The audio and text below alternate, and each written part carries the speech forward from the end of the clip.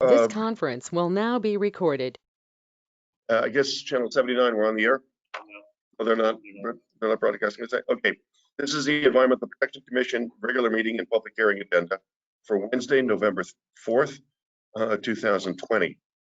First piece of new business, EPC 26-2020, David and Carolyn Marin, 7 Nolan Lane, proposing a generator installation in a regulated area. The site is shown on assessor's map number 8, that's lot number 35. I don't know if the owner's here. Is there somebody here to represent the applicant? Yeah, Carolyn Marin, I'm here. Oh, please, Carolyn. Thank you. Thank you for showing up. Sure.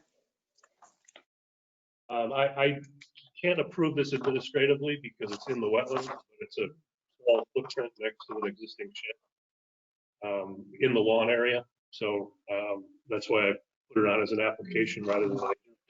Oh, yeah, because it's in the wetland. Yeah. Oh, okay. It's actually in the wetland. So usually we just ask if the owners plant a few shrubs along the wetland edge and not in the lawn, but along the edge to sort of compensate in the same area. It's a small area, maybe 5 by 5 or okay. something. Have you discussed that with Mrs. Marin? Yes, I did. I mentioned that. We wouldn't, require. Okay. Ms. Marin, have you spoken with Rich about what he was talking about, the plantings he was taling about? With plantings? No, he mentioned that. In our email exchange, I mentioned that the commission typically just asks that you put a few shrubs compensatory along. They would be along the edge of the lawn where it meets the wetland in the rear of the yard. And we wouldn't put it right. Yes, you did mention that, and which I'll do. At the moment, I just have planned some holly. That would work. But as more of a screen, but we can plant some other things as well. Okay, the holly works. Okay. Sure. Okay. Okay, so did she come to you with something to? Yeah, we'll discuss it. Yeah. Okay, Ms. Marin, I think that if you and Rich can come to some sort of conclusion, do we need to take a? I have to write it up. Okay, so you'll write it up. For a vote next month. Okay, so you'll write it up for a vote next month, and at some point, if you could contact Rich, Ms. Marin, to discuss, and so you agree to the details as to what Rich is talking about, what you think it is, then we'll have a motion next meeting in December to approve this. Is that okay? Sure. Okay. Yeah. Eric, I have a couple questions. Sure, go ahead. I went over there today and walked the back of the property, and I had the whatever was sent out, but I couldn't tell where this thing was supposed to go. I saw where the shed is, but where is this generator pad actually supposed to go? I couldn't really figure that out. Right. It was sketched tiny in a tiny amount, but it's just to the right if you're looking at the front of the shed. Okay. Like 20 inches off of the shed. Because we have obviously the wiring that for the existing generator goes directly into the house from that location. So in order for us to not have to redig a new path for the generator, the power line to go into the house, we were putting it on the right side of the shed. So will the shed stay? Will that just remain in place? Yes. So it looked like there was a little, I don't know what you call it, but it may have been a water course that was totally covered over with like gravel stones. Is that? It's a curtain drain. Okay. So where is the actual, is there a water course that runs through the back, across the back of your yard, or is it just? No, it's only when there's heavy rain. The water comes and flows through our yard some obviously through the curtain drain over under our street and across to the pond on the property on the other side. And the I water saw comes from that. other homes up in the corner behind us. The water feeds in from there. Does your backyard ever totally flood out, or? It can fill temporarily with water, yeah. If the pond on the other side of the street fills up and they have sort of a dam on it to keep a certain water level so that it can back up if we have really heavy rain. Okay, all right, thank you. Sure. Okay. Anybody else like to ask some questions? Okay. Rich? Right up. Okay, the next piece of new business is EPC 27-2020, William and Tara Worm, 17 Mystic Lane, proposing swimming pool construction in a regulated area and upland review area. The site is shown on assessor's map number 18. It's lot number 62. Is somebody representing the applicant tonight? Oh, Sean. You guys hear me? Yes. Good evening, EPC. How are you doing? Okay. Good. I'm going to try to share my screen here. Hey, Sean. Yeah. Why don't you give us, your 5 minutes, your 5 minutes on this, because this will most probably be going to public hearing. And so I don't want you to, we may have the members of the commissions may have questions, and so you can get ahead of it. But my feeling is that, and with the vote of the commission, we'll be pushing this to public hearing in December. So if you just give us an introduction, that'd be great. Certainly, Eric. So I'm Sean Walters, landscape architect with Wagner Pools. We've been hired by the owners of the property, William and Tara Worm. William is in the meeting with us tonight. And the property is located in zone R1, which mandates a 40-foot rear setback that's applicable to swimming pools.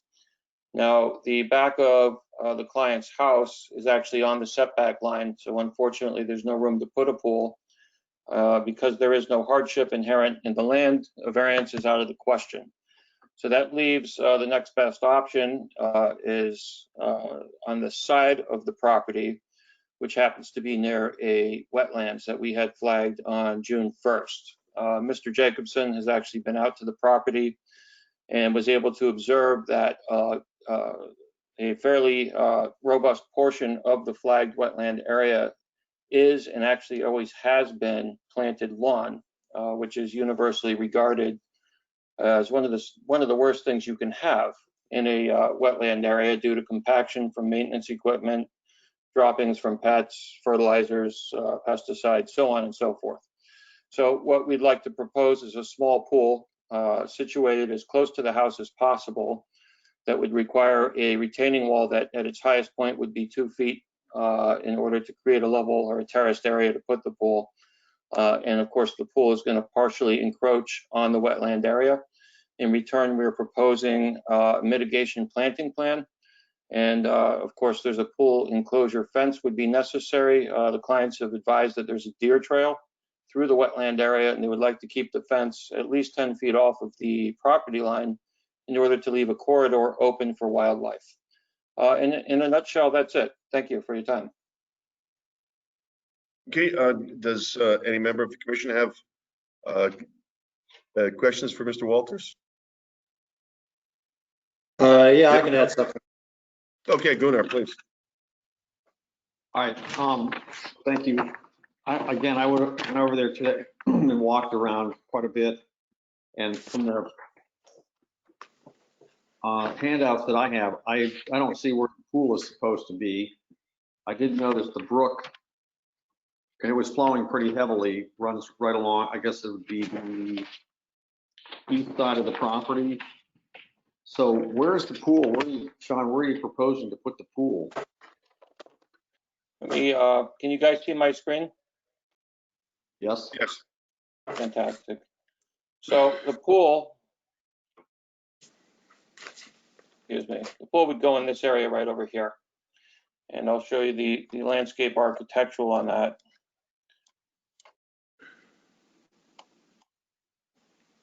Here's the area enlarged. And of course, the flagged wetland, flag number 4 running straight through the pool. Okay, so it'd be off the south end of the house. That's correct.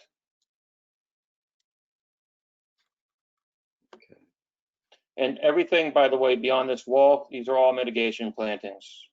Service berries, 9 barks, arrowwood viburnums, blue flag iris, so on and so forth.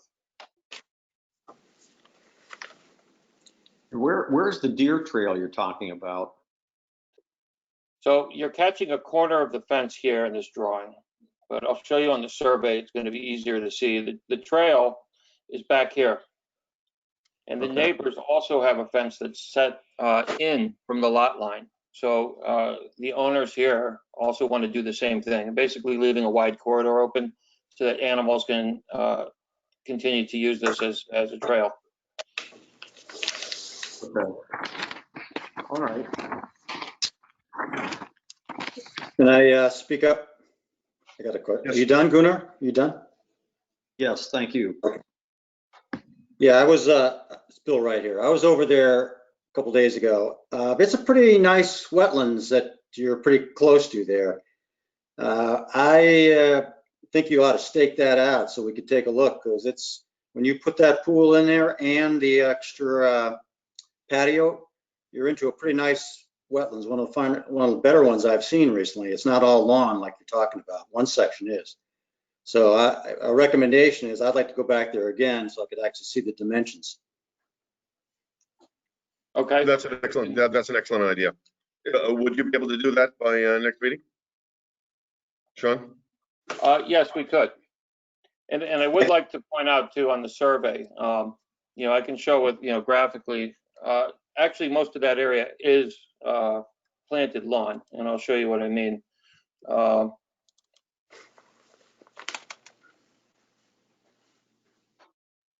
So this is the edge of the lawn right here, this line. And it kind of comes up and walks around this way. Only a corner of what we're proposing is going over the existing planted lawn, believe it or not. The pool, you know, by default, when we look at a pool in plan view, and it's obviously a large space when you look at the coping and everything, but there's only 6 feet of walkway around this thing, and then barely enough room for some lounge chairs on the one side. You know, here and here. I mean, nothing is overstated. We've made this as absolutely small as we can. It's only 10 feet off the house. And this was all done intentionally to tuck everything in away from the wetlands as far as we possibly could, and to superimpose all the proposed work over almost exclusively what is existing planted lawn. And there's a small section up here, you are correct, is not. And I would also like to point out, if I may, the perimeter of this area. So you're looking at where the pool would be. Here is a 1,000-gallon propane tank and also a raised garden structure, both in the wetlands. Both would be moved. What you're looking at here is what you would often see at the edge of a disturbed area. This is all multiflora rose and euonymus. And so part of our plan, here's a close-up of the multiflora rose. Fairly healthy crop. You can see it's already gone to seed. So we would like to implement a maintenance program and eradicate that, as well as the euonymus shown here in an area that's adjacent to the pool. So that's also part of the mitigation planting plan. And all that stuff I just showed you is actually right in here. So to take that out and replace it with, you know, native species. In my opinion, you know, it would be certainly be an improvement over what's there. Planted lawn, actually a failed rain garden, a propane tank, a raised garden structure, and some invasive vegetation. Okay. But if you could take that out, that'd be great. I guess I think that You got would it, sure. help the commission members All right. Anybody else have any questions for Sean? Okay. Jim Millard, I'd like a motion to move this to public hearing next month. Would you move the motion?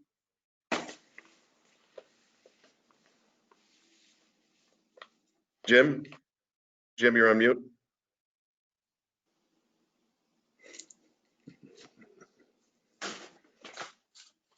Jim?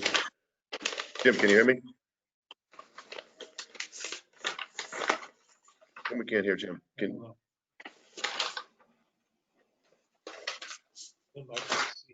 I can see him here, and his microphone is green. Oh. Jim, can you wave if you can hear us? Okay. Okay, but obviously there's an issue with your microphone. Okay. I'm going to ask Susan McKenzie, would you move that motion to move EPC 27-2020 to public hearing in December? Yes, I moved to go to a public hearing in December for this application. Okay, Gunnar, would you provide a second? I would second that motion. Okay, I'll assume without objection, we'll move that to public hearing. Okay, let's move on to the next piece of new business here. Thank you, Sean. See you next month. Next piece of business is EPC 28-2020. Felix F. I'm sure the Americans pronounce it Kalari. Kalari and Kayeri, Inc. of 140 Ledge Road, proposing modification of a stormwater detention basin within a regulated area and construction activities related to a new building in an upland review area. The site is shown on Assessor's Map number 39 as lot number 21E and 22. Is there somebody representing the applicant? Yes, sir. My name is Craig Flaherty. I'm a senior engineer and principal with Redness and Mead, land use consulting company in Stamford, Connecticut. We're here representing Felix F. Kalari, Inc. And principal owners, Paul and Flavia Kalari. Thank you. Well, actually, can you do that? Yeah, there we go. I'll get there in a second. Also, on this project, we're acting as the land surveyors, the site civil engineers, and also assisting with the permitting. On the call from our team tonight, our representatives from William Kenny Associates, including Katie Haas and Carol Matthews, that prepared the planting plan and wetlands functional assessment that are accompanying the application materials. To give you a broad overview, I will share my screen. Thank you very much. Let's do that one.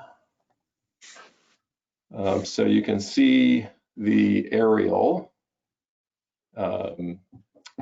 just a Google aerial from the internet here. I'm sure you're familiar with where BMW is as you drive along Ledge Road, and this is the entrance on Ledge Road. But the site extends back quite a bit of distance.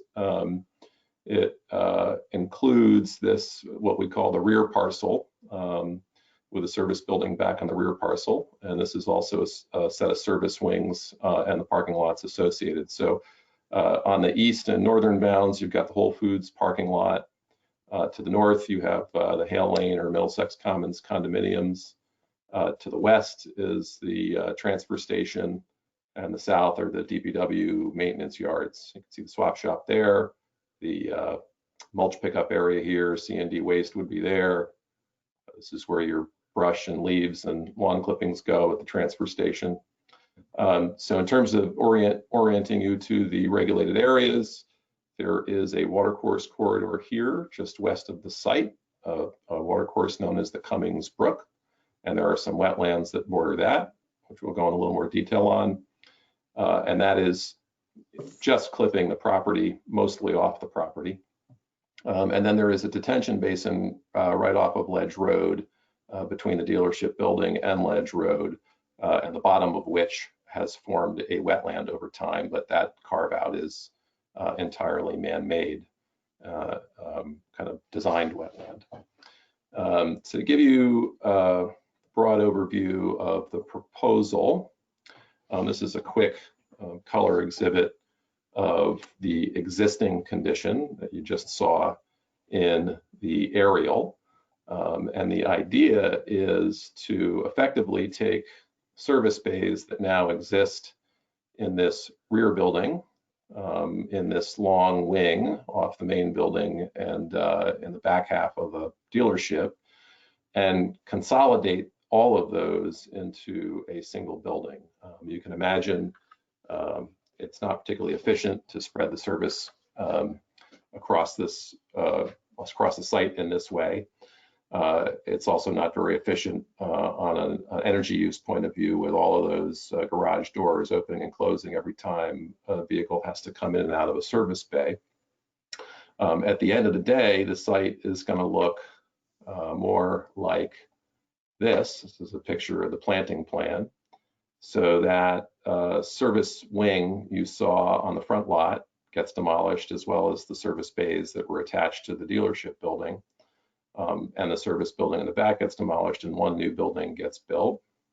The car wash comes forward from the rear lot to the front lot, and then a covered customer drop-off and pickup area is added to the front building. And all these improvements are somewhat mandated by BMW, which requires their dealerships to upgrade every 10 or so years to kind of their new design standards and new requirements for servicing and selling vehicles. At the end of the day, this actually represents a reduction in impervious coverage. So if we got everything wrong on the drainage, we've still improved the condition from current conditions. But as is required by Section 880 of the Stormwater Management Regulations, we have to assume a good portion of this lot is effectively undeveloped as we do our comparative analysis between existing and proposed conditions. So if you go to the rear lot, for example, and I'll call up our more technical utility plan to show this. And here again is that rear parcel.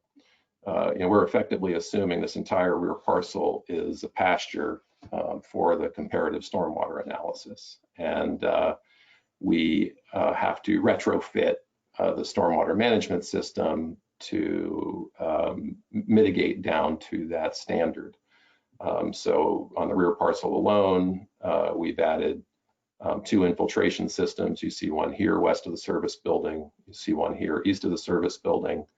And each of these preceded by an oil grit separator. So this gives us a much greater water quality renovation and mitigation benefit as compared to the existing condition.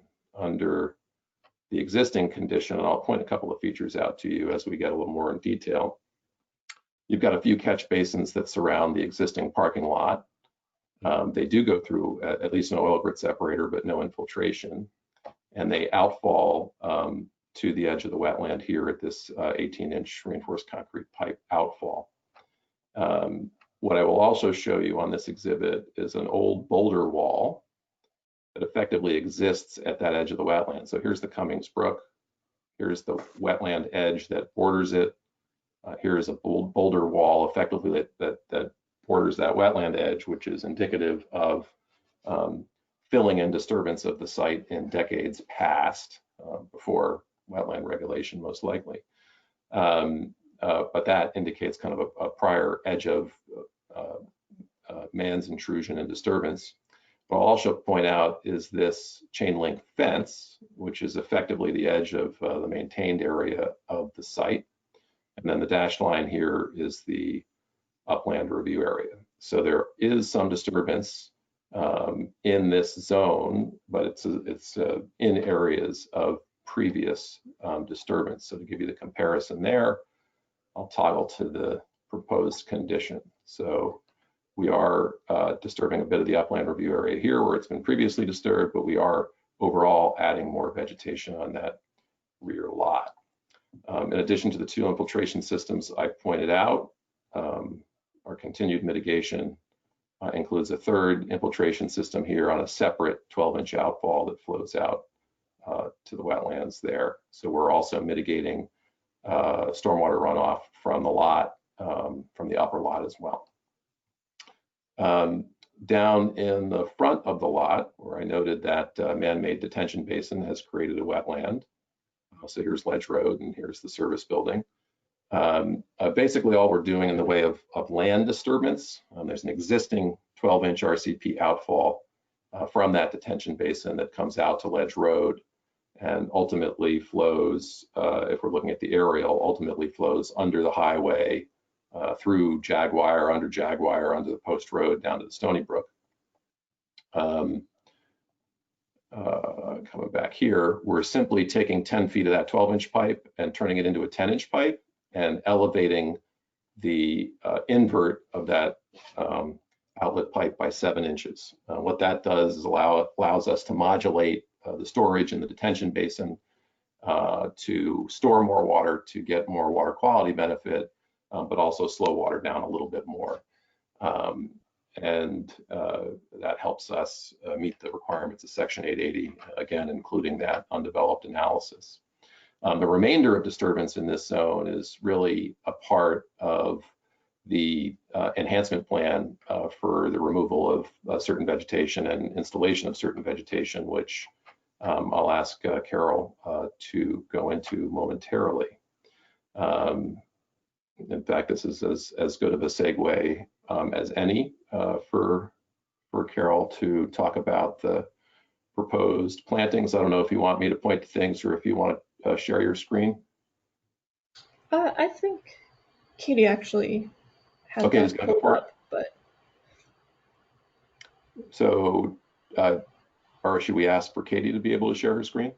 It might, Craig, it might be easier if you just do it because I'm not too familiar with GoToMeeting. So if you don't mind. Sounds good. Tell me what to do and I'll do it. Okay. Yeah, I think we'll start with the man-made wetland. By way of introduction, I'm Carolyn Matthews. I'm an ecologist and arborist with William Kenny Associates, and as Craig mentioned, we put together a planting plan for this project. It focuses on 3 main areas, the first being this stormwater wetland that's man-made and has created a wetland over time. And again, in addition to improving stormwater storage and water quality treatment, we're going to improve the wetland by removing the predominantly invasive vegetation that currently exists within the basin. It's mostly Japanese knotweed. There's also some porcelainberry and oriental bittersweet. So the plan proposes to remove the knotweed, cut the vines, and then revegetate the basin and the surrounding buffer with native shrubs and meadow plants. And then following project completion, we've prepared a long-term maintenance plan to help prevent and control invasives into the future. The second area is that upland review area along the western portion of the property. Again, as Craig talked about, Cummings Brook is off-site to the west of the property, and about 200 square feet of on-site wetlands are on our property, right in that area. Immediately adjacent to that, in the upland review area, is again lots of Japanese knotweed, some porcelainberry, and vines. What we're proposing is to cut the knotweed, remove the vines, or cut the vines, and then when we replant, again, it will be with native trees and shrubs to enhance that buffer, provide protection to that on-site portion of wetland. And then as you move north, again, there's native trees to provide additional protection and shading to that off portion site. And then finally, we're going to be replanting all disturbed landscaped areas with predominantly native trees and shrubs. And that runs along the northern portion of the property is the biggest addition of that. So if you have any questions about that, I'm happy to answer that. Otherwise, I'll kick it back to Craig. Yeah, I think that's largely our presentation. This is clearly a reuse of an existing commercial site. And the redevelopment of these sites, especially given Section 880 of the zoning regulations, gives us an opportunity to have an incremental positive impact on water quality and improve things where we can. And that is happening here. You have a full drainage report should you dare to crack it open. But at the end of the day, we also provided a functional analysis of each of the wetland systems, which indicates that the project will not result in adverse impacts to those functions in either wetland system. And that is the sum total of our presentation. Thank you, Craig. I'll open up to the commission members. Jim, any questions? We can hear you. I think can you hear me now? Good, we can hear you. Can you hear me, Eric? Okay, good. I think I resolved that technical issue here at a remote center, and I have no questions on what I find to be a very thorough and easy to follow presentation. Thank you, Susan. No questions. I appreciate the thoughtful mitigation of the plantings, and I think the drainage will be an improvement. Gunnar? Yes, thanks.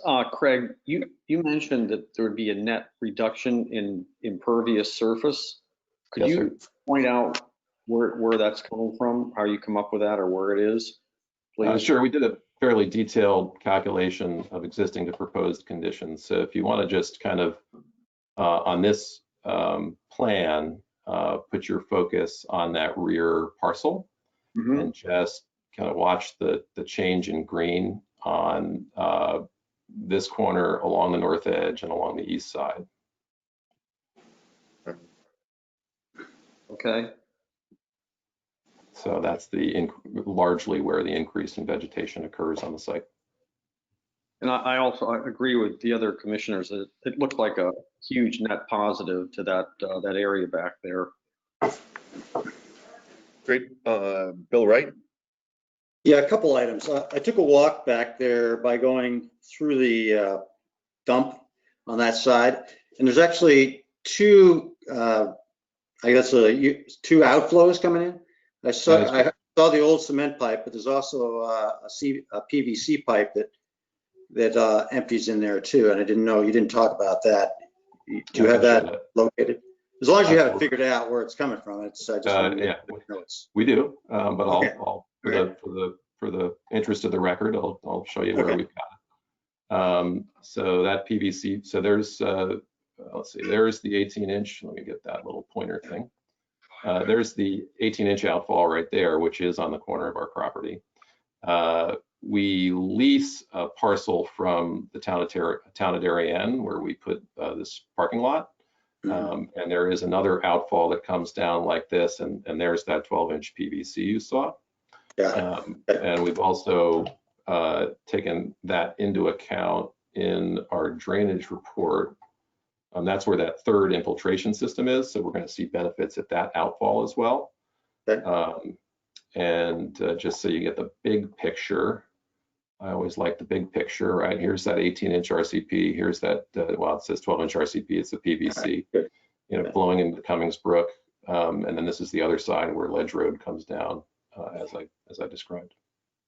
Okay, and I have one other question. The chain link fence is very deceiving. At first, I thought that was the property line, and then I realized it wasn't. So and that area between your property line and that chain link fence has been used by parking. You're using, you know, your automobiles are in there. So I'm just going to make sure that, how does that get differentiated so your property line is more understood and that land is not yours, and also how you're going to redo some of that area that is between your property line and the chain link fence? Yeah, I mean, if you know, we're happy to follow your guidance on that. And if you want, you could have a condition that asks us to have meadow seed in there or something, and we'll make that happen. And you bring up a very good point on the fence, which actually isn't addressed in our drawings and maybe should be. Makes sense to keep the fence here, which will effectively be the top of slope, even though it is off the property boundary. But in this area here, it probably makes sense for us to move the fence back onto our property. So we're happy with that as a condition, or I can get an updated plan into Rich. Yeah, I think that'd be a good idea, and we can all talk about it, because it actually extends the Darien property. So someday if they wanted to put a trail along that area, they would have a spot that wouldn't be so steep if they ever want to do that. Yeah, sure. Okay, thanks. That was a good suggestion, Bill. This is going to, for the members of the commission, this will be going to public hearing to P&Z, obviously with all of these large changes that are being proposed. And in terms of the inland wetlands and watercourses, the effect, I think Craig and his team has done an excellent job describing this. And I think from my perspective, this is a significant enhancement, particularly as Carolyn mentioned, that if they provide a long-term maintenance plan, along Ledge Road there, and along where the upper area where Craig is defined. So I don't think so. So I would, in my personal opinion, it's not to go to public hearing on this. If there's a member of the public out there that would like to push this to public hearing, you are going to have one with planning and zoning, where you can open up many more issues with planning and zoning than you can here on the Inland Wetlands and Watercourses Commission. To the chairman's point, it's a special permit application to the Planning and Zoning Commission, which affords a wide analysis of issues on the site plan. Thank you. So in my opinion, I would not push for a public hearing here unless some members of the commission, feel so moved. So having said that, Rich, what do you want to do? You want to write up a draft of approval? I will write the draft approval. And please be sure to include Bill's suggestions there that Craig, representing the applicant, has agreed with. Okay. Yeah. Great. Okay. Craig, as always, a great job. Very clear presentation. Thank you. Thanks, sir. Good night. Thank you for your time. Okay. Moving on, we have EPC 29-2020. VB, I won't even try to pronounce it. JYLIQI. At 16 Oxridge Lane, proposing grading activity related to replacement house within an upland review area. The site is shown on assessor's map number 7 as lot number 22. This is a Doug DeVesta site plan. He's not here today. I'm here now, Rich. I'm here, Rich. Oh, okay. Yep. By the way, has this been in front of us before? No. 16 Oxridge Lane, no? No. Okay. The house never had any application. Okay. Okay. Doug, we're under this probable suggestion here, given the amount of activity here, the replacement house. We typically go to public hearing on this, and so. But if you want to give us the the 5-minute digest here, so the commission has to introduce it to the commission members, and the commission members can give you their initial reactions. Sure. Thank you, Eric. Sure, This is Doug DeVesta, representing the applicant. I'm sitting in my truck in Wolcott right now, so I don't have a screen to deal with it. So I guess the remote meetings are pretty good this way. So I'm going to go by memory what we're doing out there. Again, as Rich mentioned, we are doing it's a knockdown rebuild of the house, the wetlands. We had Dr. Steve Danger check the property for wetlands before my client bought it, and he indicated there's no wetlands on our site. But looking at the town wetlands map, there's wetlands on adjacent properties. So we can't go on adjacent properties to locate wetlands. So what we did is we're utilizing the property line as the edge of the wetlands, and we came in 50 feet. The part of the septic system on the south and east side guess it was southeast side, has work with an upland review area for the property. So the septic system has been reviewed and approved by the health department already. If you look at my site plan, I'm sorry, I can't pull it up because I don't have my screen here, but if you look along the west easterly property line, there's a swale there, which divides the property between us and the property to the east of us, that drains water down into the southern direction to the property to the south of us. We're going to maintain that swale there. And then the drainage wise, again, we're looking at a fresh meadow approach to this.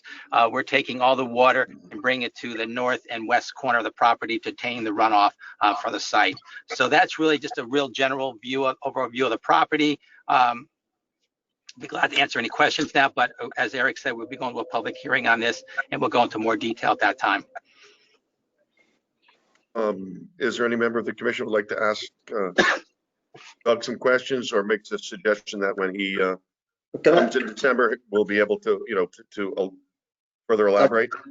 I've got one question, and maybe because I'm naive at this, don't we normally get approvals before the excavation is entirely done of the site?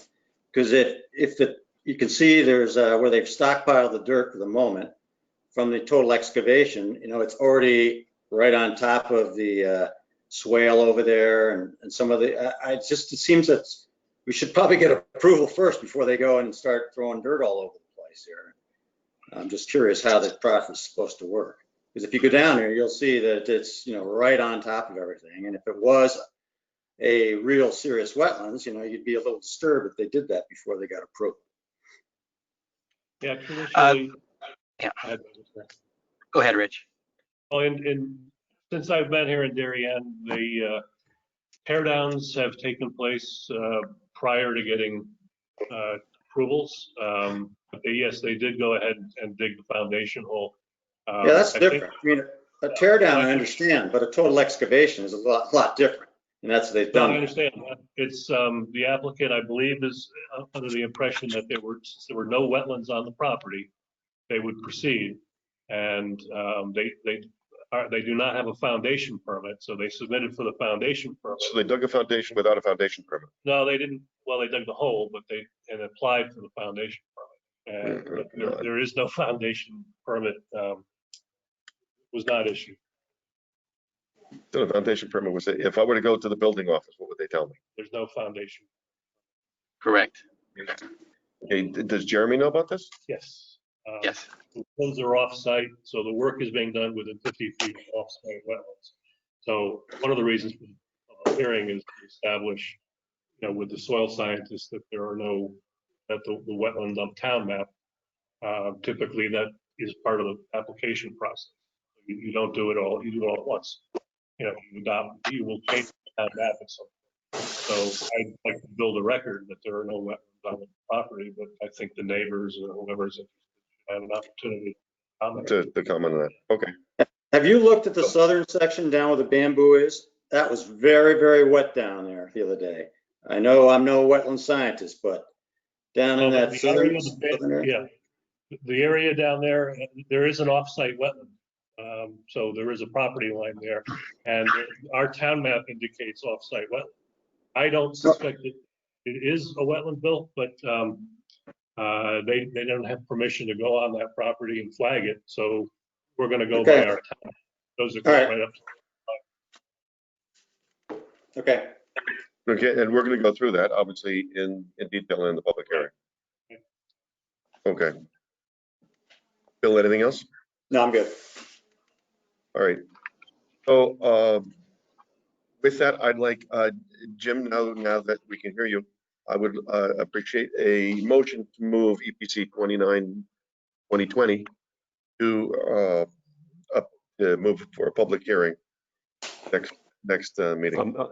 Happy to do that, Eric. I was out there today myself. I had the same questions that Bill was just asking, so I'll just go ahead and make the recommendation that we move this to a public hearing for our next regularly scheduled meeting. Okay, Susan, may I have a second? I second the motion. Okay, without objection, we'll move this to public hearing in December. Okay, the next item of business is public hearing, APC 20-2020. Megan Thornton and Eric Romer, 49 Birch Road, a temporary stream crossing for utilities and a pool house and patio construction in an upland review area. The site is shown on assessor's map number 11 as lot number 11. This has been continued from October 7. Jacek, I understand you're representing the applicant? Correct. Good evening. My name is Jacek Biluszyński, PB Architects. Doug is in the car or his truck.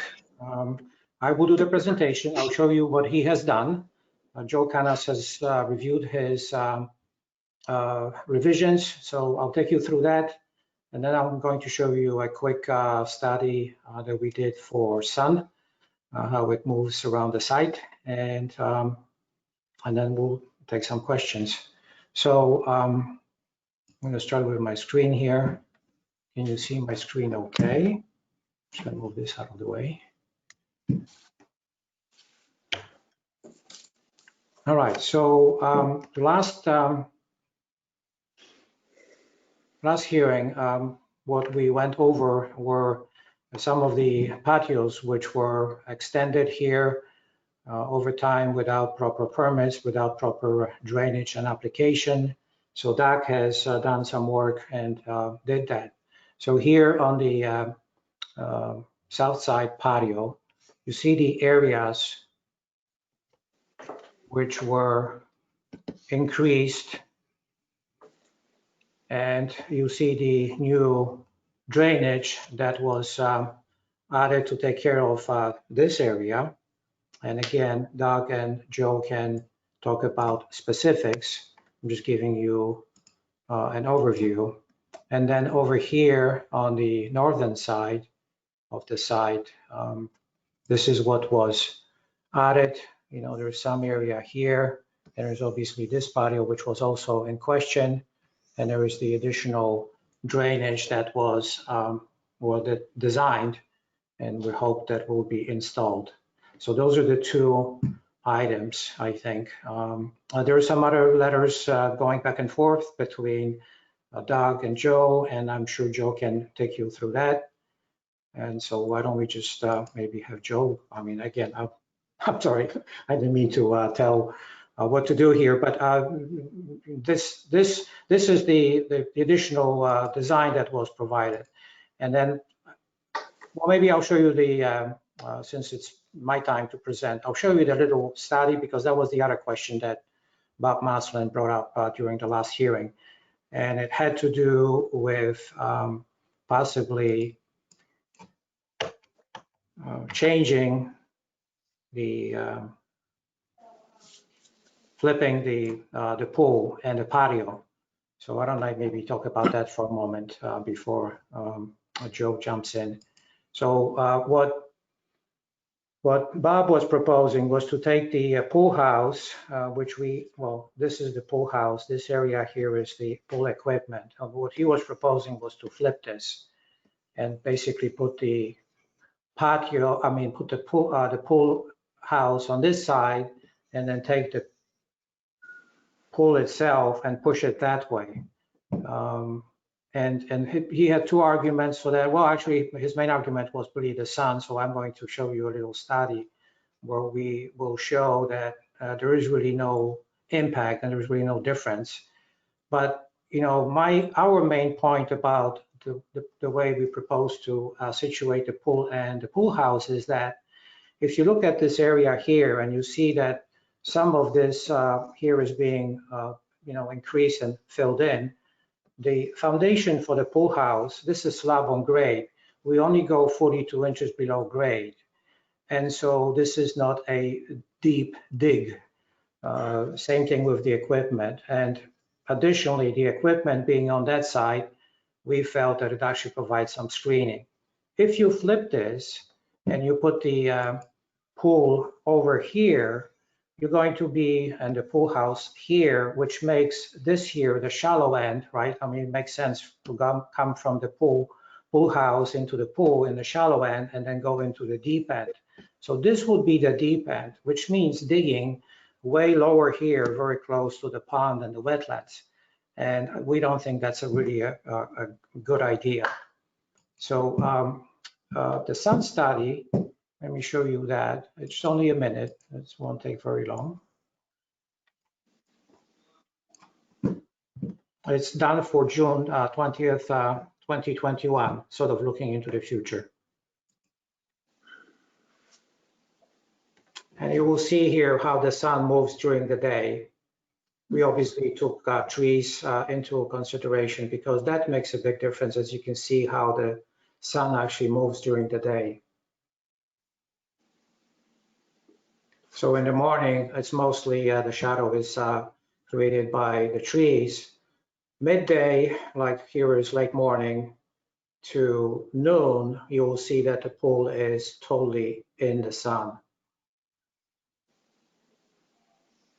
And as you go towards the evening or late afternoon, you will see now the shadow coming in from the other trees on the side of the property here.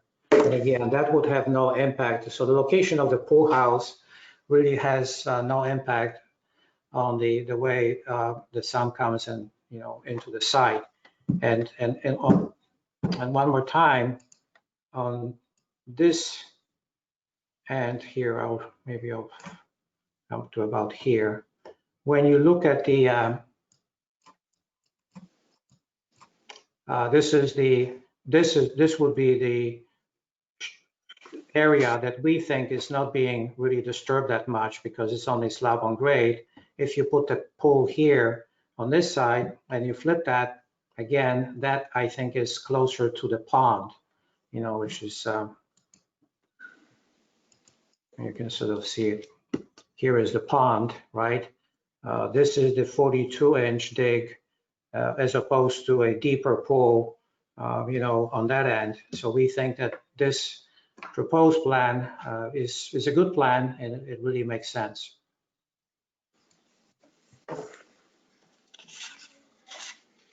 So I don't know if there are any questions at this point, or I think we basically addressed the items from the last hearing, which is drainage of the two patios and then the location of the pool itself and the pool house.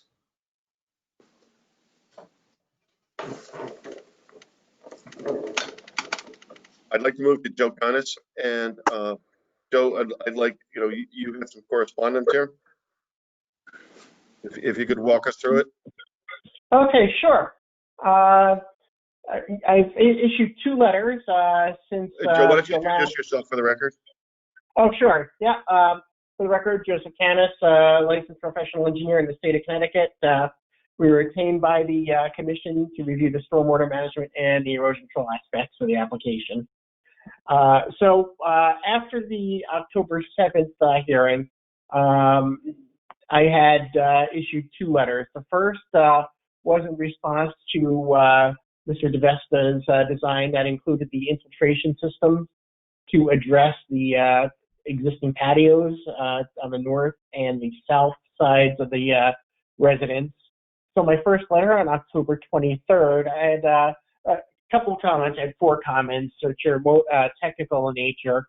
The first was I requested that Doug supply the test hole information that he used as the basis of design to make sure that the proposed systems would drain within 72 hours.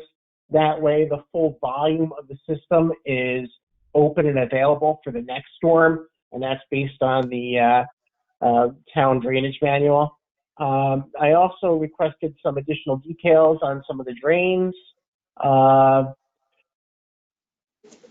And also, I requested that some silt fencing be extended along the east bank of the pond to protect the pond for when those systems are excavated, particularly the southern system. And my 4th comment on my October 23rd letter was just asking about how that would be accessed during construction. Looking at it, it didn't seem like it was possible to travel come in through the driveway where the construction entrance is and then turn south to go across the backyard. Just didn't seem like there was enough room to do that. So those were my 4 comments on that October 23rd letter. And subsequent to that, Mr. DeVesta updated his plans and addressed my comments. He did provide the calculations and the test hole data that supported the new infiltration systems draining within a 72-hour period. He also addressed the silt fence issue. You can see it's extended there down the to the left of that southern system.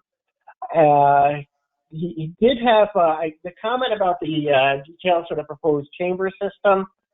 It's just a very small clarification that it could be done as a potential condition of approval, just adding the invert elevations to make the detail a little more clear for when it, if it does go to construction. And then with respect to the access to that, construct that southern chamber, they would be going off the southern leg of the driveway and then just straight through. So based on that, my comments are satisfied, provided that third comment, which is open, which I think is just a minor clarification. It's not going to change the outcome of the design. Okay, Doug, are you okay with Joseph's comments? Yes, I am. I have no problem with that. Just a little more clarification relative to the construction of the southern drainage system. Again, for the record, my name is Doug DeVesta, representing the applicant, professional engineer. There is a gate on the south end of the house that equipment, or probably most likely be hand dug and hand installed the drainage system on the south side of the south patio there. So yes, there is an access way with a gate there. But yes, we're satisfied with Joe's comments. Okay, thank you, Doug. All right, I'd like to open up to members of the public.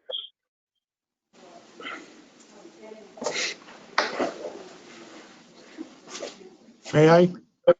Mr. Maslam. Thank you. Good evening, everyone. My name is Robert Maslin. I'm the attorney for the neighbors, Robert and Karen Plunkett to the north. Fred, can you give me control or share my screen? However you do that. All right, let's see. Here. All right. You should have a slide up. And, yep. And it's basically just a cover slide. It doesn't have anything else. This is the PowerPoint presentation from the last time. Oh, and by the way, Karen and Robert are here.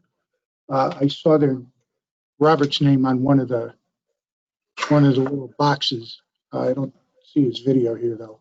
And to make it simple, I just added on a couple of slides that I wanted to address this evening. So it's really the same PowerPoint up to here. And I've added a couple of things. And I want to just go back and touch on a few things that have come up along the way here. I've put up what I think is the most recent site plan. And I've had several conversations with Doug DeVesta to make sure I had the right one. And I had some questions that I'd like to ask of the commission and considerations as well. Since the last thing that was discussed was, let me see if I can blow this up so it's easier for you to see. Okay. All right. I think that does it. There's a Cultec now on the plan off the southern patio and a Cultec off the northern patio. A couple of considerations here. This access route down in the lower right to get to the southern Cultec, I am understanding that is going to be the required access for that, so you're not bringing machines and equipment and everything across the backyard and across the edge of the pond, which is fine. On the northern one, there's a question and it's more in the way of a clarification. If you look closely here, there's a pale reddish area that I colored in. If you look at this plan, and you don't have a really good eye for it, it looks like this shaded area has lines that extend from the patio wrapped around the end of the garage. I talked to Doug today. I just want to make sure that the record's clear that this little reddish area is not going to be an expansion of the patio. The patio ends right up against the setback line behind the garage. And I just want to make sure that's clear. There is a question that Joe Canis mentioned about, and I think it's an open question. I don't know if it's this specific, but our question is, where does the outflow direct excess stormwater once these infiltrators are full? So that's a question, I guess, for Doug when it's his turn again. Moving over to, and by the way, we don't see any mitigation plantings in the plan for the trees that were taken out to put these patios in. We went through this last time. All we have in the plan now are these Cultec areas with no plantings to make up for the mature trees that were taken out. And then moving over to the northwest corner, there's a shed here. Perhaps in mitigation for the trees that were removed behind the house. Once the shed is taken out, plant screening back here so that it screens the neighbor from either the pool house or the end of the pool. I already talked about the pool advantages as I thought them to be from the last time, or during the last time. Jacek mentioned a couple of things, or maybe it was Doug this evening, that I don't think matter. One of them is how deep you dig the hole for the pool. Once you're down below a certain level from the surface, in terms of wetlands, I just don't see any difference between going down 4 feet or 5 feet for a shallow end versus going down 7 or 8 feet for the deep end. So I think that is an issue that really doesn't matter in terms of wetland mitigation or protection of the pond. I reiterate the shorter run for the utilities. If you, instead of having it run across the backyard over to the south end of the pool, slide it all down and just have a more direct connection up where the north end of the pool would be. It's pretty much the same footprint. I understand the issue about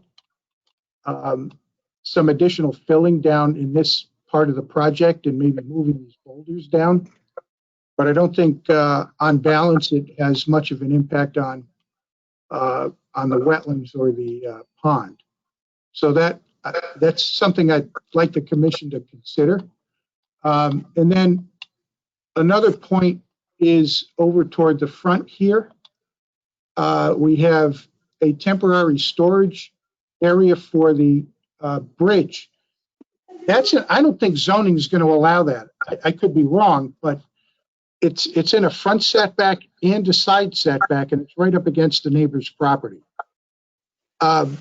Unless I'm wrong, zoning is not going to allow that. And my concern is that if you approve this plan, the applicant then goes to zoning and says, well, EPC said I have to put it here because that's what the plan says. I'd like the commission either to make it clear that it should be stored elsewhere out of a setback, or separated from the Plunkett's property boundary a farther distance. It's in your jurisdiction because the 100 feet runs, out to here. So this is still within your jurisdiction. And if I can go to the next slide, I do this without messing it up. Okay, final comments. Okay, the first one is to require those new patio infiltration systems to be installed early. They're being put in because they should have been put in when the patios were constructed, if the patios would have been approved by the EPC. So it's correction of a violation and not really the same thing as a permit for new work. So with respect to the southern patio, that should be done and installed before any other work is done on the project. The second, on the northern patio, install it prior to the issuance of either a certificate of completion, a zoning certificate, or certificate of occupancy for the pool house, just to make sure it's in the approval if that's what you're going to do with this project. Again, these things were done without permits. These infiltrator systems should have been put in. And the third point under this heading is if the pool and the pool house aspects don't commence beforehand, install the system pretty much by next summer. And the reason this is here at all, because prior discussions with the commission have suggested that the owner might not be putting in both the pool and the pool house at the same time, or possibly delaying the project because the permit's going to be valid for 5 years. Again, because these infiltrators are related to correction of a violation rather than a permit for new work, the commission should require that in any event, regardless of whether the rest of the project goes forward, and put a deadline on it. Clarify that the existing patios will not be enlarged. I mentioned that in earlier previous slide, especially with respect to the northern patio, and Doug confirmed that it's not going to be enlarged. The north one's not going to be enlarged. I'd just like the record to reflect that. The next point is take out the shed, which I mentioned, and replace it with screening type vegetation. And that could be viewed as mitigation for the trees. I believe it was 5 mature trees that were taken out to put the patios in without permits. I talked about reversing the location in the pool and the pool house. I went through that at length last time. I'm not going to take time to do it again. And finally, require that the pool and the pool house be installed to completion at the same time to minimize or limit the number and extent of site disturbances. I've heard discussion about putting the pool in and then holding off on the pool house, or installing the pool, installing a slab, and then maybe later building a pool house on top of the slab.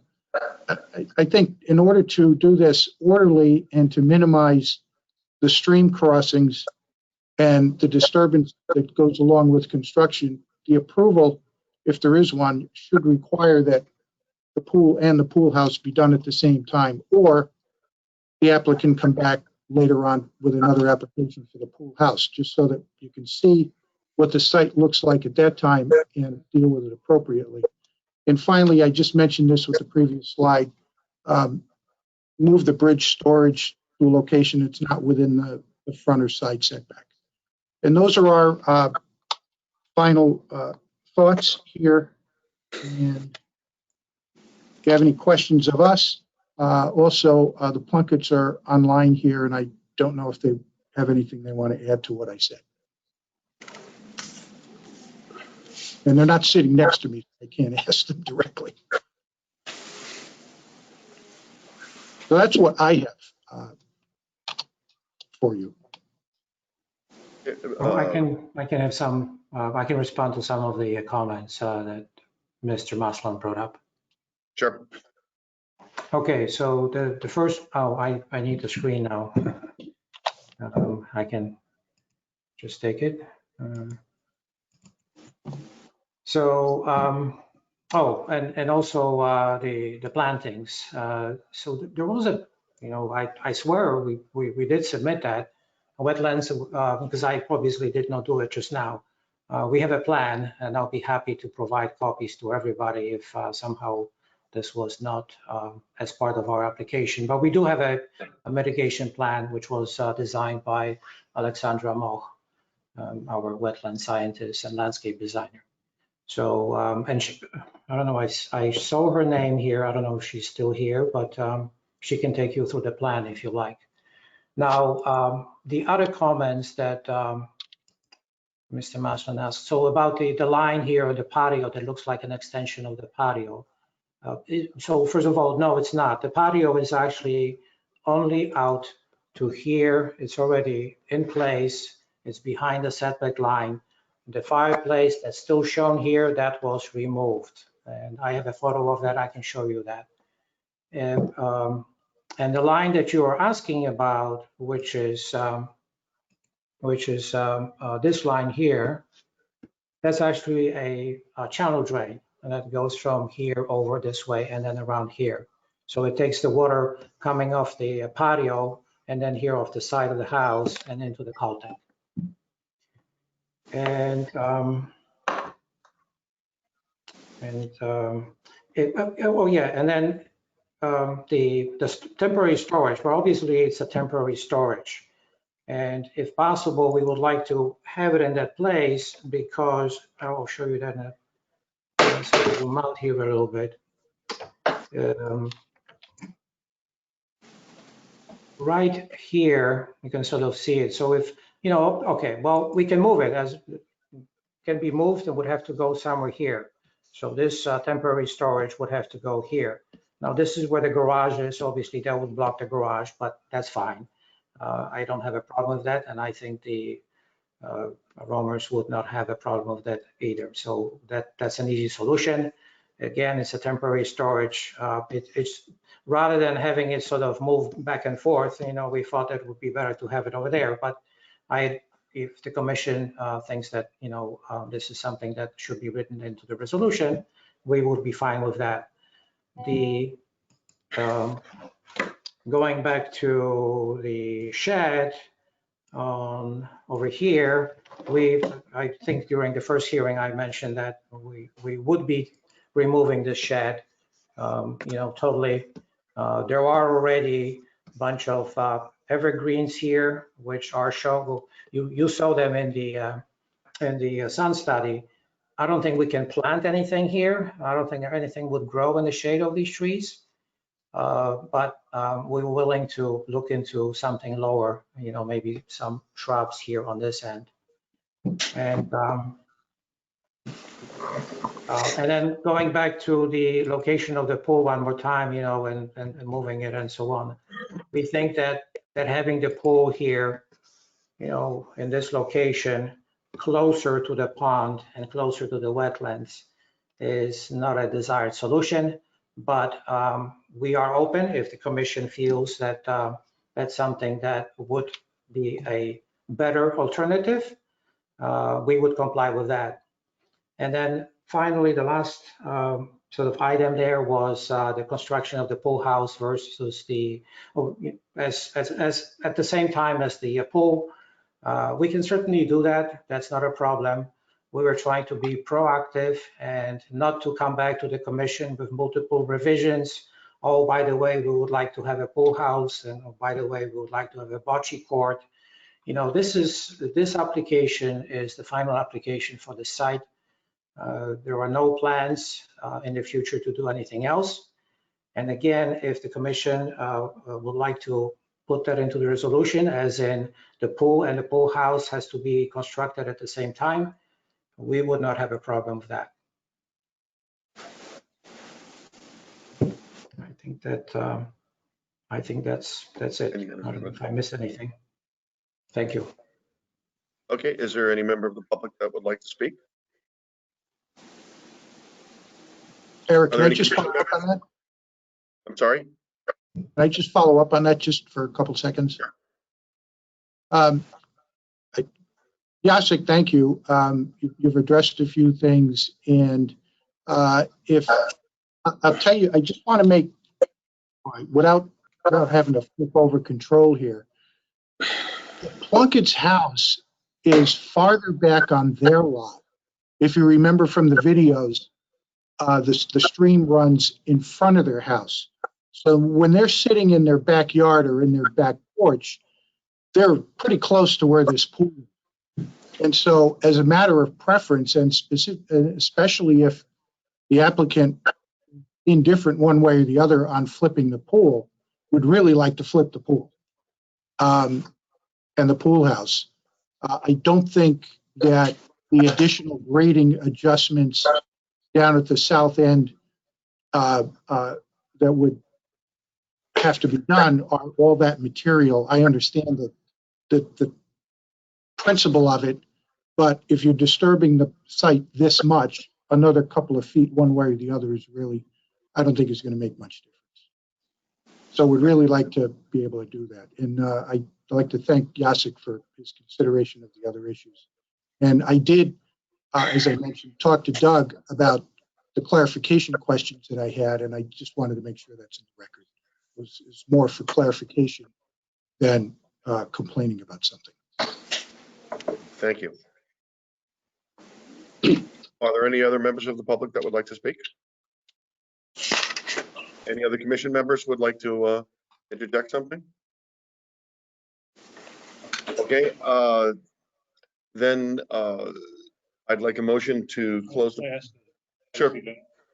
I'd like to ask Jacek. What Mr. Maslin raised is regarding flipping the pool in the pool house. It seems more of a privacy issue, a wetland issue. But is that if the commission, if you were to offer that or to do that, you go along with the plan that Bob sketched? I'm not sure how the commission could approve something flipping it without seeing what it looks like. Yeah. Well, yes, that definitely would require revisions of all the drawings and especially the engineering drawings. Yeah. And I understand, you know, as I mentioned in the first hearing, is that we really thought about this, and from our end, you know, we've been taking the noise of the pool into consideration, not just the view, because I don't think you're going to see much of that. You know, there is a fence along here. There are all these trees along here. This is all really a good buffer. If we were to put the pool house on this end and put the equipment, that's the part that makes the noise pretty much all summer. I don't think they would really like that. But if that's what they would like to have, I would be fine with that, like I said. But the only way to do it would be to really re-engineer all the drawings, which would be a considerable cost to my client. And obviously we would have to come back, maybe, I don't know, maybe submit them, maybe only have administrative review at that point. I would still really strongly ask them to reconsider that, because I think they are going to be sorry with that solution. And what about additional low growing shrubs that are shade tolerant? Well, those could be definitely added. Something that, you know, potentially, I mean, you know, those are pines. They're pretty snappy. You know, maybe we can trim them up, and maybe we can place something, you know, in the shade of these trees. And we're definitely open for that. I think that that's something that we're almost showing actually in our little sun study, you know, that adding something there at the bottom of those trees, you know, that I think that would be a good idea. And perhaps I can work this out with you and meaning with you know, Alex, the designer, and Rich. Alexander, Mark, I would like to just add some. I think flipping the pool may have environmental impact on the adjacent pond. If you talk about digging deeper, obviously when you look at the elevation of the pond and the water, when you're going to be digging deeper, closer to the pond, you're going to be encountering groundwater, and you will have to dewatering this area. So it is going to have much more impact or potential impact to the pond than the pool being the way that it is. And in terms of vegetation, yes, there are a lot of native shade-tolerant shrubs which could be incorporated into the pine area.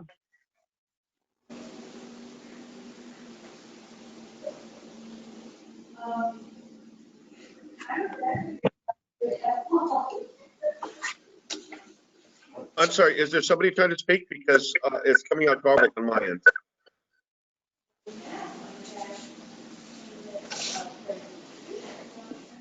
Who is that? I'm not sure. It's coming out that Bill Wright, was that you speaking something, or is there background noise? Nope. I'll mute out just to make sure. All right. Okay. Is there somebody else that would like to speak? Okay. Then I think what we should do, Rich, is close the public hearing. Okay. Jim Millard, can you move a motion to close out the public hearing of EPC 20-2020? Yes, Mr. Chairman, I do make that motion to close the public hearing for this application, EPC 25-2020. But no, It's EPC 20-20. 20-2020, sorry, 49 Birch Road. Great, thank you. Susan, can I have a second? I second the motion to close the public hearing. Thank you. Then without objection, so moved. And do we want to discuss it now, or you want to go through the rest of this here to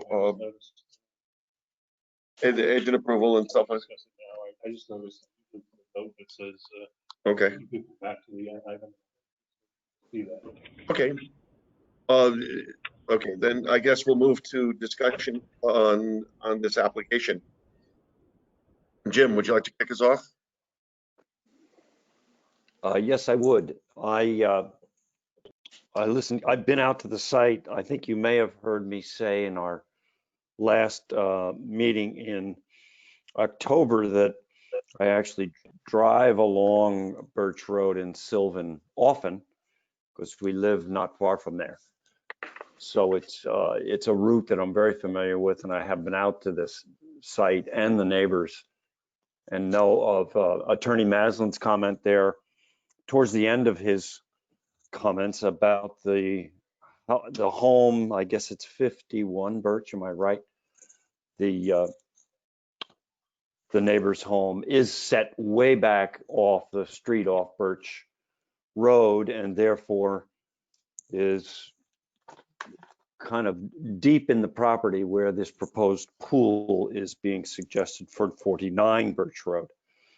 The concept, at least for me, of flipping this pool and pool house idea is only going to distance the pool itself by what I guess is 12 feet farther away from the neighbor's home, 15 feet perhaps.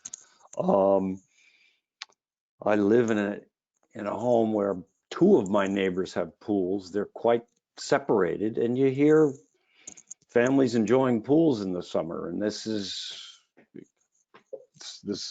one of the things that's going to be there in my own personal view, whether the pool is sited right where it is or is quote flipped to be whatever distance it would be from the fence as depicted.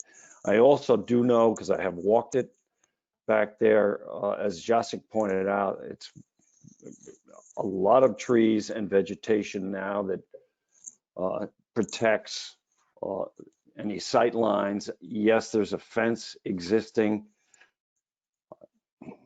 I think the applicant here has done an enormous amount of work with Doug's help, Alexandra's and others to site this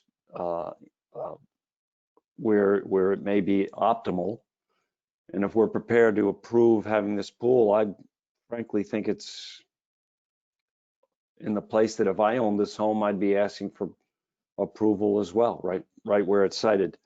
I think the small issues and the considerations on storing of the bridge during downtime and doing these projects all at the same time, pool and pool house, are prudent. And I look forward to the other commissioners' thoughts on those, just to minimize this disturbance and back and forth on the stream. That thing seems smart to me.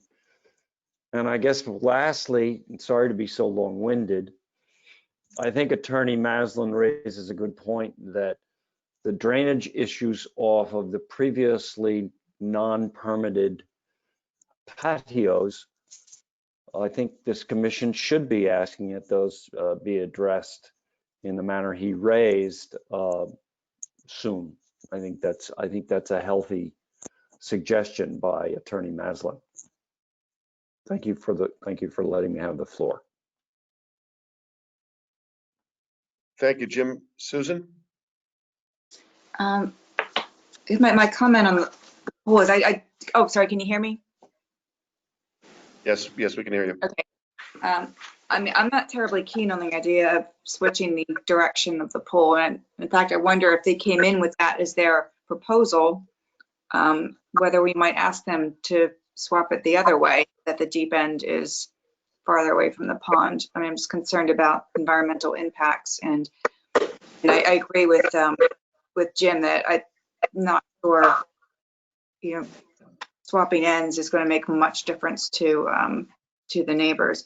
My concerns from the beginning, were largely around the stream crossing, and so to that end, I think to the extent that we can compress the length of the activity time into just doing this in one go would be preferable. And I appreciate Mr. Dennis's work on this, and he seems to be comfortable with the proposal, so that gives me some comfort as well. Thank you, Susan. Gunnar? I think Jim and Susan's comments pretty much cover all the bases, so I don't really have anything else. I agree with what their comments to entirety. Thank you. Okay. Bill Wright? Same thing. Jim and Susan hit the points I was interested in. I'm fine. Okay, then I'll go. The mitigation plantings, I think, Rich, as I understand it, the applicant has agreed to take a look at it. Alexander, being a landscape designer and wetlands scientist, will look at that when it goes to the where the shed was or will not be. Oh, I've never said that before, but if that could be approved with you, okay, that can be approved by staff. Well, I think I'll take a look at it. Okay. Sun thing, I think he said he showed some things out Yep. there that indicate some vegetation there. Yep. Yeah. Okay. The applicant has agreed that the patio does not get extended to the north as Attorney Maslin requested, and Kasich agreed. Planning agreed. Storage area in the northeast corner should be moved out of wherever it is. It shouldn't be in the northeast corner. I'm not sure where it goes. In the event that it is a problem for zoning, I'd rather have them move it. And Kasich showed a look. Yep. Acceptable. Yep. I think if it's in the front yard somewhere for a few weeks, it's not going to be Devastating. Yeah, but they can move that. Okay. Okay. The southern patio infiltration systems that should be installed. That should be installed first thing. Okay. I mean, because it's a that patio was installed in violation of the Inland Wetlands and Watercourses Commission regulations in terms of the town. That has to get in, and if they build the pool in 5 years, that's the applicant's right. The infiltration system goes in now. I think, Rich, I'm not sure what an appropriate date by is. Attorney Maslin suggested June 30th, 2020. Why don't you think about that? Speak to Kasich, but very clearly from my perspective, hey, they put it in. They put it in. I can't say illegally, but against the regulations, and now they got to get this in, and it shouldn't be viewed as with the pool. It should be viewed as mitigation to, and they should be thankful that we're letting them keep the patio. Okay. Same thing with the north patio. Yeah. Attorney Maslin said June 30th, 2020. I agree. That should get in there. Okay, we agreed that the non-conforming shed is gone. Yep. Okay, so that's okay. And I think what we can require with the pool, the pool location is I have to agree with Alexander on this one that we're not going to go down as deep. But the pool location for me, I'm not sure it's a wetlands issue. Okay, I think it's a privacy issue, and I just don't think the orientation and moving it 180 degrees is an inland wetlands or water courses commission thing. What I would like to do, and I'm not sure how I do this, Rich, is the number of stream crossings should be minimized. The temporary structure of the, we talked last time about the 2 12-inch tubes that are going to be installed for temporary purposes. The stream bed has to be. Yeah, the stream bed has to be restored back, and to I guess your approval or someone's approval, and so but that has to be restored in a timely fashion. Okay, so that before the CO or something like this gets done, that this is okay. The other thing I want to mention, I want to get on the record.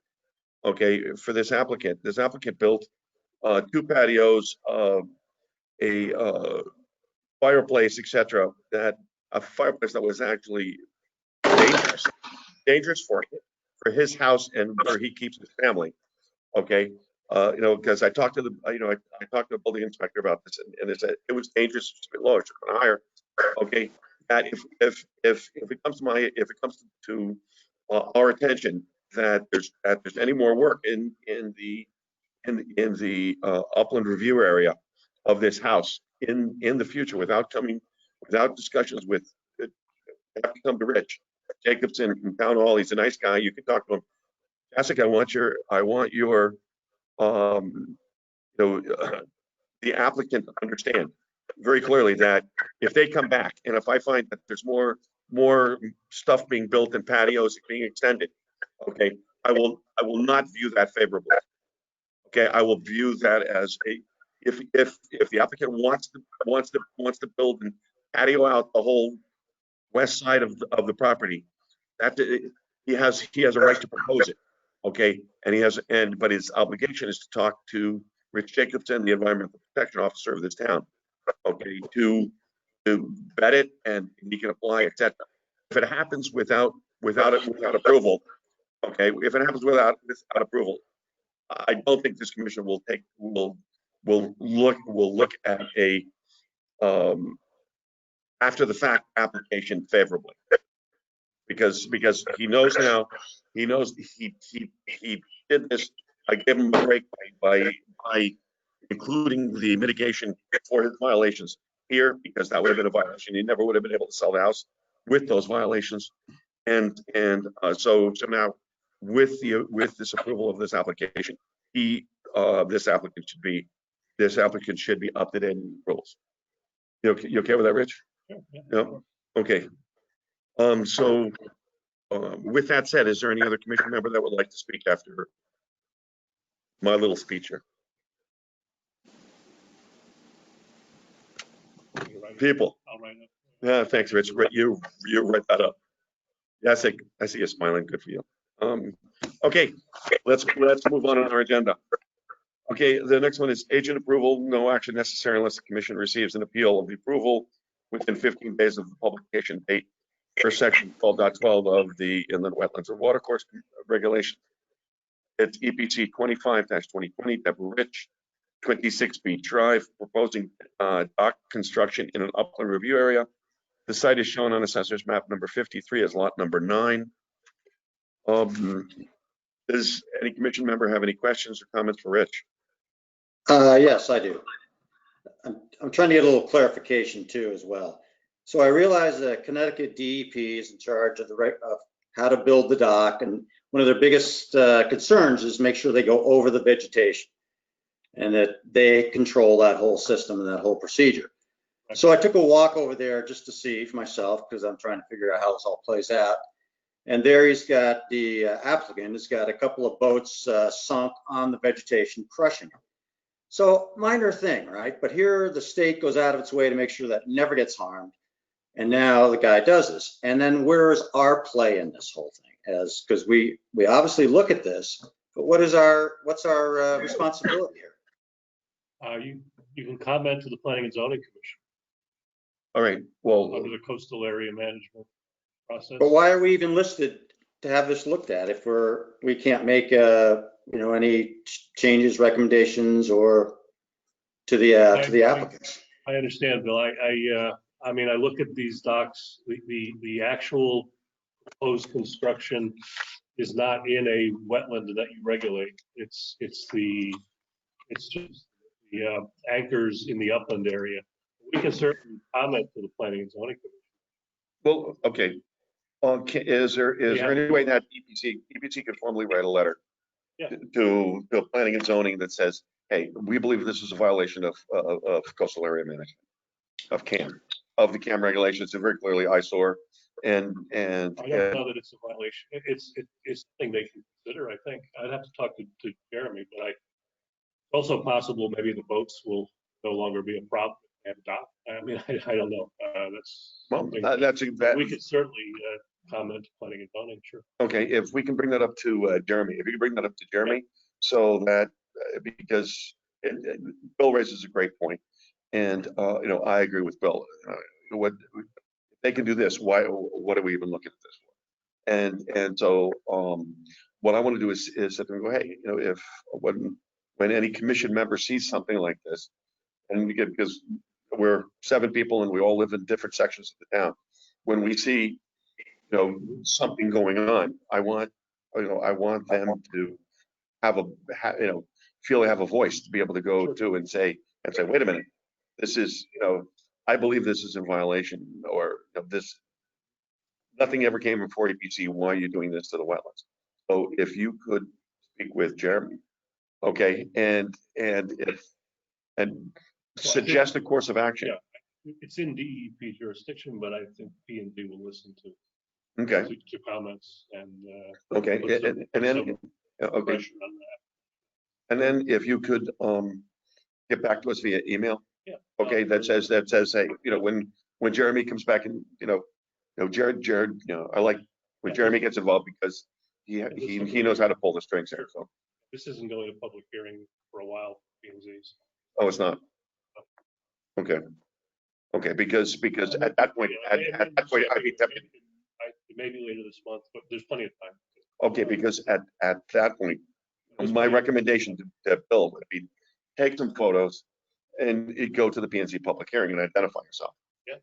Identify yourself and say, or even I may even go with Bill and say, and say I am Chair of EPC, and these are photos that one of the commission members took, and hey, this, as a condition of this approval of the dock, this should be dealt with. Okay, this should be dealt with as part of the condition of approval. And I appreciate what you're saying, but let me just say one other item. Instead of making it a bigger piece than maybe it needs to be, do we have the right when I walk up there and I see that to go to that individual and say, you're asking for a permit from our involvement, you're getting a permit from the state, and look what you're doing. I mean, or am I now stepping out of my line as a commissioner to basically tell this guy, you're doing something wrong here and you shouldn't be doing this? I think bringing it to the whole commission is the best way. Okay. I mean, you can certainly speak as a private citizen, but I think it's better coming from the commission. Yeah. My Okay. feeling. It typically what I do, and some other commission members who have brought this to, is to get a hold of Rich or Jeremy, or and we just had Dave Keating here.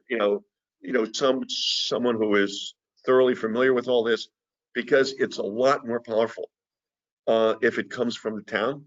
If because it's like, what did Ronald Reagan say? The most feared words is, "I'm here I'm here from the government. I'm here to help you. And so Right. it's a lot more powerful for Rich Jacobson to come up. I'm the environmental protection officer in town, and I'd like to discuss this with you, or what happened to the Ramers. And one of the reasons they were here was because the building inspector left his business card in there, and said, I'd like to talk about this with you. And you All go, right. And I oh, won't say any, I won't say any you more. can just see the the old boy coming out going, all right. All right. And this is the last comment I have. I do understand that it's easy to deflect that and say it's a state issue, it's not ours. But if that's the case on some of these, then we shouldn't even be looking at them, because then I feel embarrassed that the EPC is looking at them and our hands are tied. Yep. That's my only comment. But thanks, I appreciate it. Okay. Great. Let me see. Moving on. Discussion of stormwater management systems. Michael Edwards is not here today, so I'll blame him for pushing this off till December. The 2021 meeting calendar. Rich sent that on an email. It's the first Wednesday it's the first Wednesday unless there's a holiday or something. So anybody have any issues with those? I would like people's feedback on the 7 o'clock start. Oh yeah, I'm sorry, Rich mentioned that. And I can change it back, no problem. Okay, what Rich was suggesting to move this to 7 p.m. start instead of a 7:30. And normally that was because we had commuters and stuff like that, and me being one at that point in time. So but now I don't think is 7 o'clock an issue for anybody on the phone call.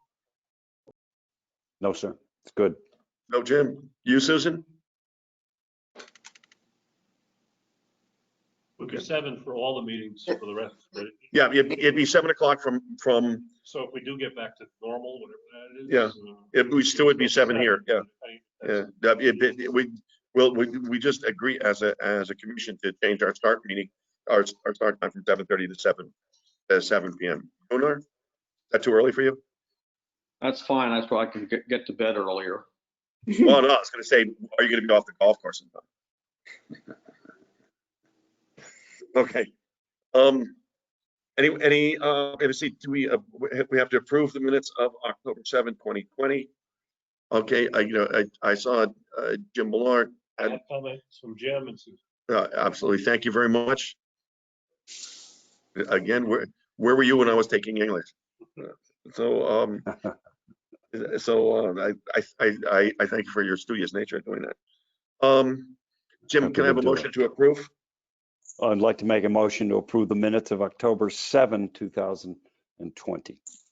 Great. Susan, a second? I second the motion. Great. Without objection, so approved. Do we need an approval for the calendar? No. No? Okay. Okay, with that, I think we're done for the night, Rich. Okay. Hey, Eric, before we close, just while everybody's together, one of the things I said back to Rich this week in a quick email was just a reminder maybe for all of us to keep in mind our work on the homeowner's guide to wetlands, which kind of got pushed off. So I just put it out there so we're all thinking about it, and maybe getting that back on our front burner for us. That's a good idea, Susan. Yeah. I know a lot of the burden fell upon you to develop this. How do you feel about it? I'm happy to pick that up again. I have the materials, so I'll get on that. Okay, thank you. Thank you for doing that. You're awesome, Susan. Yeah, amen. So with that, we want to adjourn, Rich? Anything? Okay.